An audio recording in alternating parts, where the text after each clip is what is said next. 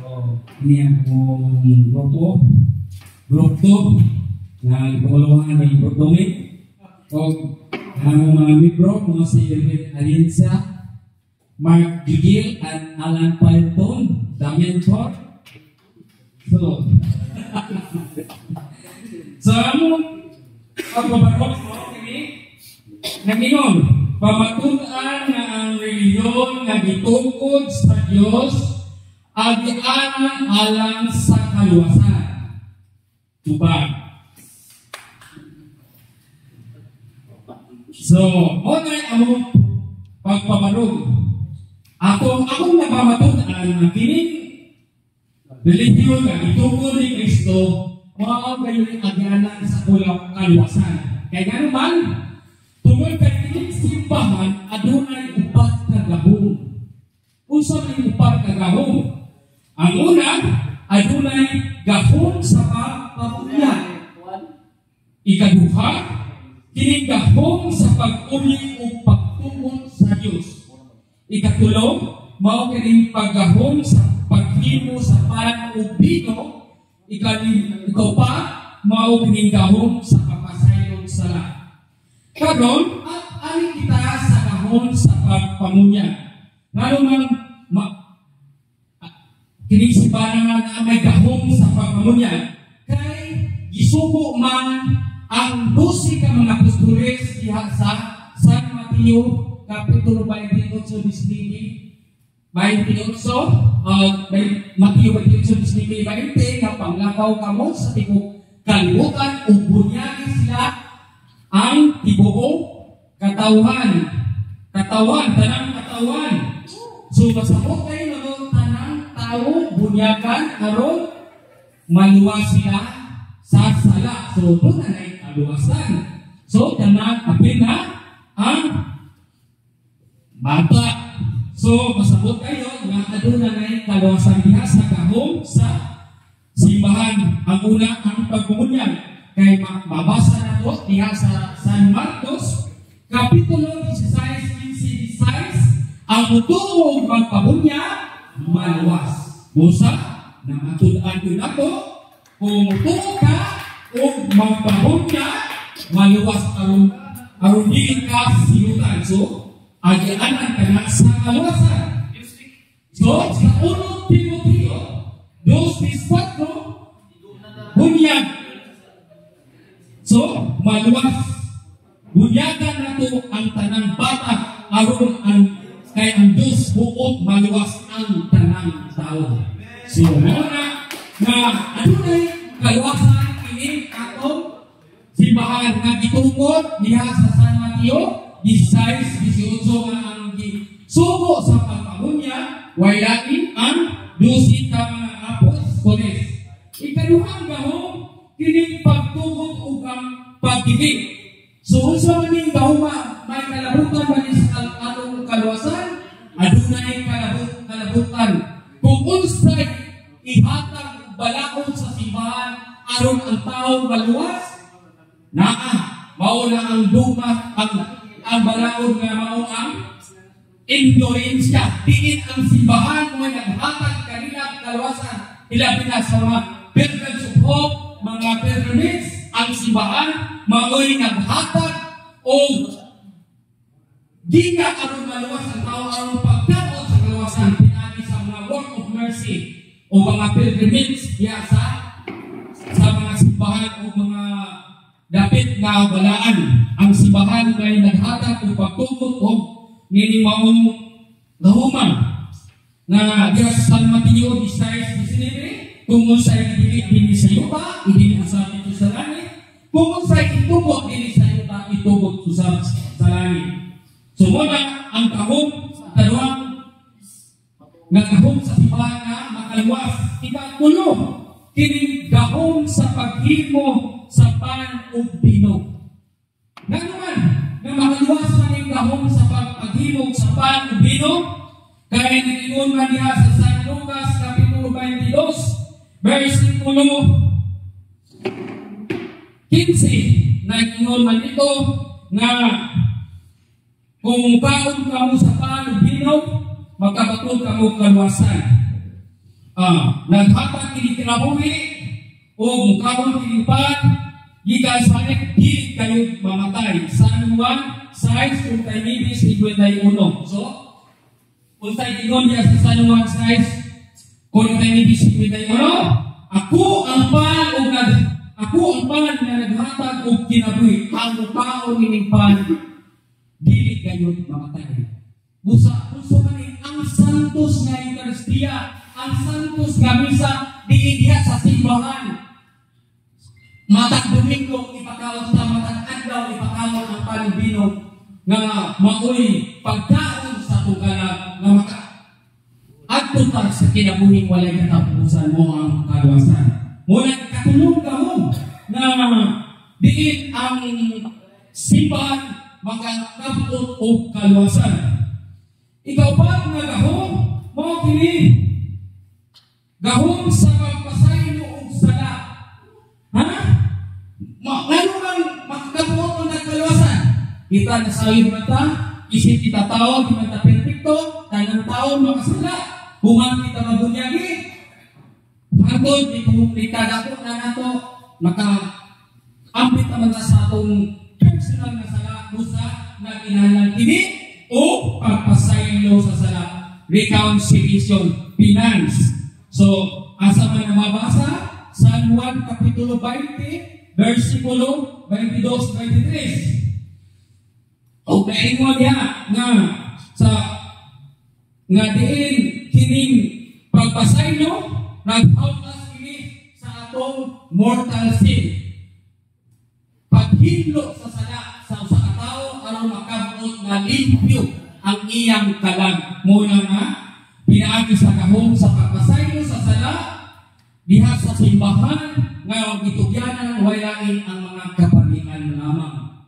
So mao na nga makaangkon og kaluwasan ang sakop diya sa simbahan kay adunay sakramento sa kumpisal.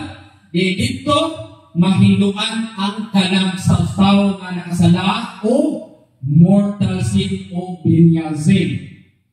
Muna nga asa man nato mabasa nga mga pili nga maluwas ang tao diha sa 2 Samuel 12:13 nga gipasaylo ni propeta Nathan, gipasaylo si Haring David ni propeta Nathan, ni Dabob si Haring David ni propeta Nathan, ug misugid siya sa sala ug ang Dios mihatag og absolute nga kapasayloan. Niingon niya sa 2 Samuel 12:13, niingon ang ingon si propeta Nathan, gipasaylo na sa Dios ang imong mga sala o di ka na patyon. Busa, masabot gayon nato nga usa man iwot na patyon patay sa kalag. Masabot gayon nato nga adunay kaluwasan kung kita musugid mo kumpisal sa pare kay muhatag man ang mga alagad sa Diyos na mga parian o kapasayuan o muhatag pagsolusyon na ikaw ipasaylo na pinaagi sa pagsugid sa inyong mga sala diha sa mga pinugyanan ng mga alagad hilabi na ang mga kaparian. Mula nga masabot kayo na to nga ang tao na musugid sa sala diha sa mga kaparian nga diin mo ipugyanan sa kahong diha sa simbahan sa pagpasaylo sa sala may kaluwasan sa kalag o mabuhi ang kalag mga kisunan. Muna yung ipapatunan na nga diha sa mong pwede ba nga papatunan ang iyong nagitungkod sa Diyos agianan alang sa kaluwasan kay adunay upat kagahom diha sa simbahan diin kining gahuma gapadayon hangtod sa katapusan hangtod karon o kung doon ka rin maong simbahan makakabot ka kaluwasan mo ang kaimayaan mahilig kang santos santos santos. Daghang salamat. Sige naman, so 10-15 minutes, no? Christian, Musta kayo na? 100% lagi Oo, mga.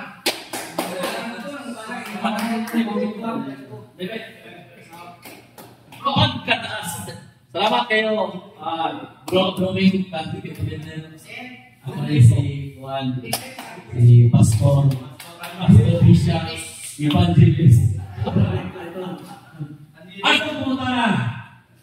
Pagkakita sa istorya, probagin ko na kanunong na kayo basa na nagtungkol ang relihiyon ng Diyos. Ha? Nagtungkol ang relihiyon ng Diyos. Dahil mabasa. Masa. Ang Diyos, kins naman, si Kristo Diyos. Diba? San Mateo 16:18 nga ikaw, Pedro, sa ibabaw ng bato, tuturon ko ang akong simbahan. Then, si Kristo, usaban ka Diyos. Di nagtungkol si Kristo, ang Diyos ko simbahan. Amen. Kung direktor ang pautan na relihiyon o pumutan ng simbahan, kailangan pong simbahan.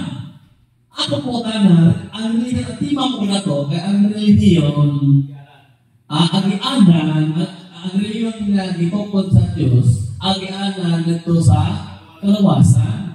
Kung ano gusto itong relihiyon, gusto ito naman ng mga pagturunan sa simbahan, pero tinayuan mong kapit, mula nung tanang ko rin mo, asa ang relihiyon, nagtungkol sa Diyos, o naman nabasa ang Diyos, nagtungkol ng relihiyon, na mo agianan sa kalawasan.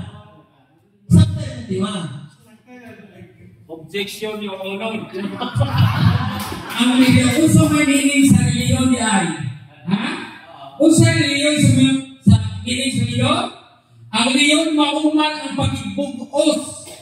Pagibugos o paghiusa sa Diyos. Masabot kayo na to, ang reliyon, di babasa niya sa Biblia, ang reliyon, na masabot na to na ang pagtukod o sibat usa na pagibugos sa reliyon, pagibugos sa Ginoo. So, ang reliyon kung ang tinuruan na gitukod ni Kristo.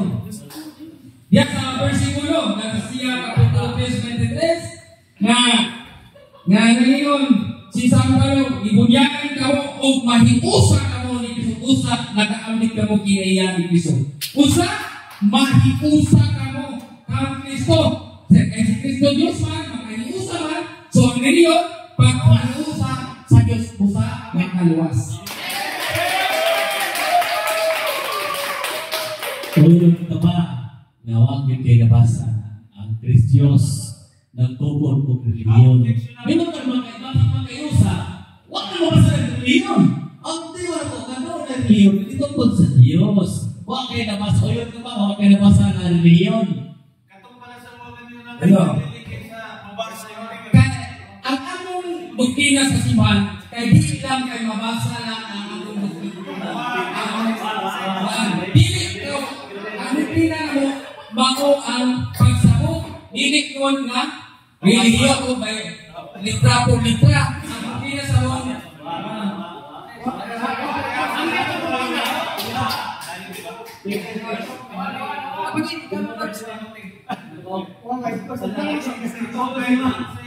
Ang tipan, sumama sa lugar, nanginom ng relihiyon, mao ang agianan padong sa kaluwasan. Diba? Huwag ka na mag-isot na mabasa ang relihiyon. Di pa ba ito na tukos si Kristo ang relihiyon o simbahan, alam sa kaluwasan, sumala sa batbat ni Brother Doming, huwag ingon o mabasa litra ang relihiyon. Huwag ito na. Ako po ka na. Nanupuno. Huwag po basa. Naamo ka na. Ako patutan na ni Sapay para patutan pinagi sa Biblia. So, bakit mag-istorya? Inyong tima, huwag mo tulong. Dapat yun sa pag-ibasalo ng relihiyon.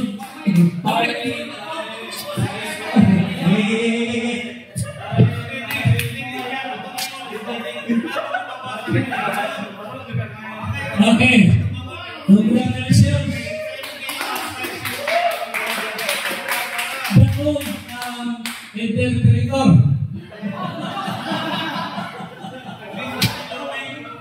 Okay. Okay. Okay. Congratulations. Kamusta rin mo?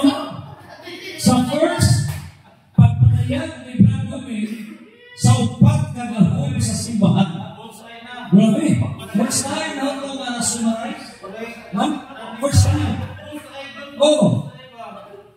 Sabi niyo, dito, rating na ko na 1 trillion percent. Igo. Upat agahog sa simbahan pagpunyan, giprove, magdiyo, by the also, disinubig, by the day, na para yun sa kalawasan. Okay. Pero nag-mention ba niyo, marawat mo kabarte, but the list book na nagbunya, please classify sa dua na klase sa salang according to time. Original sin o actual sin. Huwag kasabutan na ang Protestants. Kaya ang defense sa Protestant is an absence of distinction. Logic of distinction. Huwag mo na sila yung distinction. Ang ilang general sa ilaha. So what was the classification? Muna, larawan, larawan, ginili. Amigo, isang lang, actual sin na what ang hisgo of original sin. Tungkol kay what sa kakuha original sin, what sila kakuha para sa may bunyagan. So, muna, what masakti ang kalawasan. Okay? So, insert mo na bunyag para pagwa sa original sin. That's for salvation. Okay. Kaya kung magkasala actual sin, mao na itong imuhang katong kumpisaw. Pasaylo sa sala. That's actual sin. Kaya John 20 verse 22 to 23, gopo kay mo sa is mortal of venial. The dos Samuel 2:13. Perfect ito. Kini maayon ni. Mga higata, Pagpong, Atorne, Marcelo, Banderso, doing sinon. Una, imuha pang isgot na kining it's the church founded by God. Ipanwitro doon mo ang pag-i-decide the church doing it. Una, ikaduha, pagdili o pagtugot, ikuha gini mo Matthew 16:19. Na imong i-prove na kining pagtugot ang purpose ng kalawasan. Sa gihatag ni mong example, indulgence. No niya, kung sa kuwang sa panahon, taas pa na, i-define mo ang indulgensya. Kaya ngayon sa puto, isa na, so indulgensya. So, napasaylo ang sila. Kaya doon ka effect sa mga sin of guilt na mawa by confession. Kaya sin of penalty mawa na kinaagi sa indulgence. Indulgensya. I-qualify na, kaya doon ka na masakti sa Protestant. Okay? So, imong pilgrim of hope, works of mercy, mayo pagkaikuan.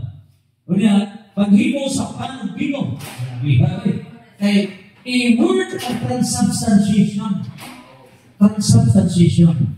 So, Lucas 22:15, one size for the benefit, mugawad sa pan, o din kayo mga kuha na.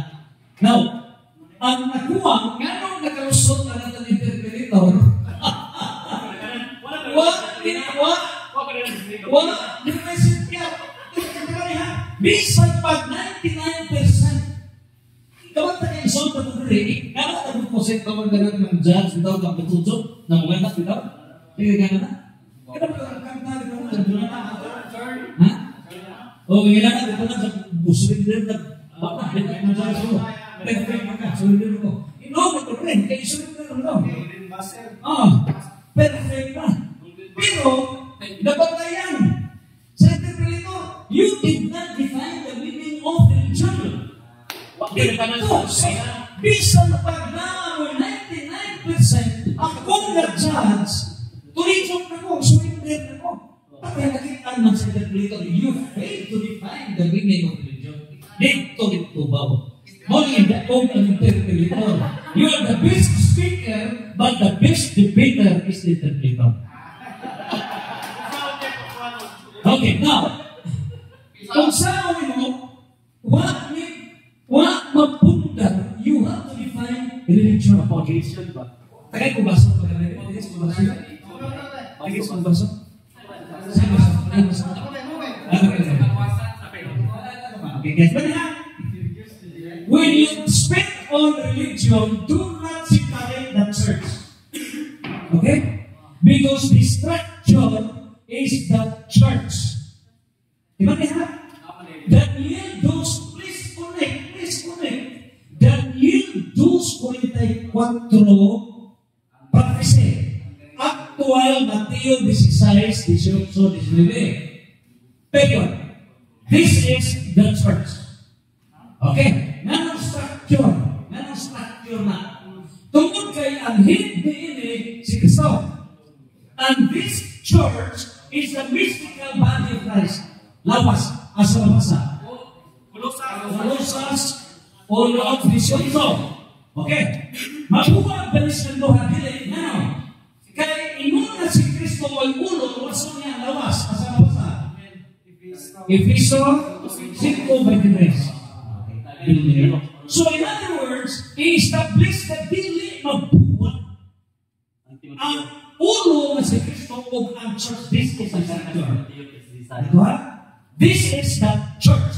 Establish na itinukan. Kung ugaling gali, labukan mo, tubag dito, founder is God. Puyo ang Diyos na ini. Ilubong ang 1 Corinto 3:16, 2 Corinto 6:16. Ang Diyos o Spirit bubuyo niya ang mystical body of Christ. So, dili sila taluan. At ito pa sa reliyon, baso man eh. This is the church. So, ang baso sudlan o kape o tubig. Ang tubig mo inon maunay religion. Nagawa? So, that water is unod sa baso. Di cannot be separated. So, kanang tubig may inon. You have to define kanang religion o ang church kung bakit ng duha ka terminolohiya sa 1 Timoteo 3:15. This is bungkag ang ipangitang maong kadilipan. So, kung sa gingon sa 1 Timoteo 3:16, gidiscuss niya ang church balay. Nagawa? Balay. Versos, tinutod sa tao. Acts 7, verse 48 to 24. Kini siyang balaya nga tinukod sa Diyos. Probi naman na ito. Unyang sa 15, sa 16, mauna yun ang gingon, maukini ang sekreto sa atong relihiyon. Mabasa ang relihiyon. Mauna nga, Christy Peter, ewan kakatubang, naniya sa 1 Timoteo 3:16, word relihiyon. Ganon. Pero, membro mo tatanan, membro mo sa Dabi, lumba sa dagang Bisaya. Kaya ang relihiyon, dili lang Bisaya. Ang Bisaya, tubag sa ko, wala, yung pag-ikuha mo, nga Bisaya, nag-i-call mo, inyong tubag ato, igsuon ko, Bisaya ka, parinas kalos na ko, ilong, kami lang Bisaya gamay. Ang Bisaya, ito ang religion, tinuhuan. Ang tinuhuan, pagtuo, pagpakinghiusa sa katawhan ngadto sa Diyos. Gidagaanan ka o kahulugan sa reliyon. Not one word, but complete sentence. Ha? Lagi, ang panimalay sa 3:15, that's the church. Okay. Established, that's the church. Sa 16, relihiyon. Now, unsa ang relihiyon tinuhuan, tingnan kay sa debate, ang root word. So, ang root word sa tinuhuan, unsa yung root word sa tinuhuan? Tuo. Tuo. Faith. So, ang gitutlo, what is religion? Is a system of faith. Pagtuo. So, ang faith sa pagtuo, mo ang tinuhuan, mo ang religion. O kanang religion, mo na ipainom system of faith. Ipainom na ito na mo ang system of faith. Inom ta na. Karon, bitugan na. Karena inyong system of faith, magkahilo na. Kaya ang nag-prepare ang tao, di makaluwas. Mga kamuto rin tayo, reveal ng mga Protestant religions, naghito mo o tinuhuan na makahilo, di makaluwas. Mo yung way, santos, di ba sa inyong tinuhuan. Ang imong konklusyon, correct, kaya nag-ingon ka na santos, santos, santos. So, dirang kritik, gamay, ha? Dirang kritik. So, dirang. Ang imong inugan sa konklusyon o madami sa ribatal, tagay formula, Mateo 5:48. Mateo 5:48, mahimot ang perfect. Ang perfect meaning salvation. Bisa yan sa salvation, ang kaluwasan. Spanish, santos. So, only the Catholic Church na nag-comply ang nakahulugan ng kaluwasan kay Gunay Santos. Kamu, wak mo'y santos ang din mo ang ituwa. Okay, ha? So, equals 1 Peter chapter 1 verse 15 to 16 times SG. Kung saan na SG? Sanctifying grace plus AG. Kung saan na? Ha? Sanctifying grace of actual grace. So, kining actual grace, malihog nito ng pinagi sa 7 gifts of the Holy Spirit plus fruits of the Holy Spirit. Ang resulta mo, mahimong tayong santos. So, mahimong santos, santos. Kuha mo, 100%. So, sa substance, okay, sa mga procedure, 1 trillion %. Do you like substance na kuwan? Kuwan kag substance of 0.2%. So your rating is 99.8%. Congratulations. The new attorney Marcelo Banalso. Mayroon, balik na to sa kong team of debating team. Okay, salamat po sa participation sa tulong global sa tanan. Sunod, individual.